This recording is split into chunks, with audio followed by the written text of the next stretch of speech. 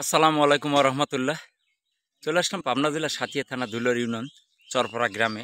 এখানে এত সুন্দর পেঁপে চাষ করছে, এত সুন্দর পেঁপে বাগান, আসলে নিজেও মুগ্ধ হয়ে যাই। তো আজকে সরাসরি ভিডিওর মাধ্যম সোনালী টিভি সবসময় সব কিছু আপডেট নিয়ে আসে। দেখেন পেঁপে বাগানটার সাইজটা কত সুন্দর। দর্শক, এভাবেই কিন্তু কৃষি কাজের পাশাপাশি কিন্তু নিজেও ভিডিওটা ধারণায় রাখি। দেখেন গাছের চেহারাটা কি।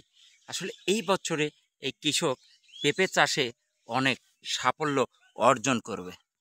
দর্শক, এই পেঁপে যে লাগাইছে আজমাইল ভাই চরপাড়া গ্রামের, আসলে তার জানি না যে কি উদ্দেশ্য মূলক এই পেঁপে চাষটা করছে।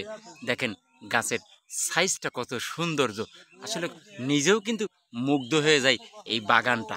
দেখেন কি পরিমাণ পেঁপে কিন্তু অর্থাৎ ধরা শুরু করছে।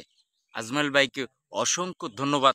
এইরকম একটি খামার অর্থাৎ একটি প্রকল্প বাস্তবায়ন করার জন্য একটি বাগান কিন্তু নির্মাণ করছে তিনি। দর্শক, আমি সরাসরি পেঁপে বাগান থেকে কিন্তু সোনালী টিভি সব সময় আপডেট কিছু নিয়ে আসে। দেখেন পেঁপের সাইজটা কত সুন্দর, একদম তরতাজা।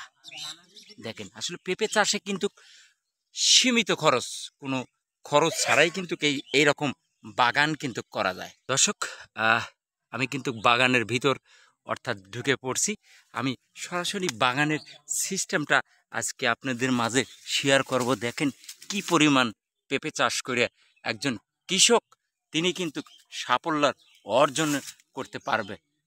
কৃষক আজমাইল ভাই তিনি কিন্তু এরকম পেঁপে চাষে অনেক সফল হবে, একজন সফল কৃষক আমি মনে করি। দেখেন তার সবজি চাষ অর্থাৎ পেঁপে কিন্তু প্রচুর পরিমাণ উপকারী একটি তরকারি, এবং পেঁপে পাকলে কিন্তু তার অসাধারণ সুস্বাদু কিন্তু এই পেঁপে। তো আজকে পেঁপে বাগান থেকে পাবনার ঐতিহ্য সেই ধুলার ইউনিয়ন বৃহত্তম চরপাড়া গ্রামে কিন্তু এত সুন্দর পেঁপে চাষ হয়েছে। তো সরাসরি ভিডিওর মাধ্যমে আজকের ভিডিওটা যদি কারো ভালো লেগে থাকে অবশ্যই এই ভিডিওটা শেয়ার করে আর 5 জনকে দেখার মতন সুযোগ করে দিবেন। আর আপনারা অবশ্যই এই চ্যানেলটা সাবস্ক্রাইবার করে পাশে থাকবেন। দেখেন কি পরিমাণ পেঁপে চাষ হচ্ছে, আমি সরাসরি ভিডিওর মাধ্যমে কিন্তু আজকে দেখাবো। দেখেন কি পরিমাণ পেঁপে চাষ করে কৃষকের মুখের আসলে হাসি ফুটবে। এই বছর কিন্তু ফসল অতিরিক্ত আসলে গাছটা একটু ঘন হওয়ার কারণে কিন্তু ফলটা সেভাবে আসছে না। তারপরে কিন্তু আমি এই গাছ কিন্তু এত সুন্দর, আসলে নিজেও মুগ্ধ হয়ে যাই। আসলে এভাবেই কিন্তু সাফল্যের পিছনের গল্প অংশ আমি তুলে ধরছি। সোনালী টিভি সব কিছু আপডেট কিন্তু নিয়ে আসে।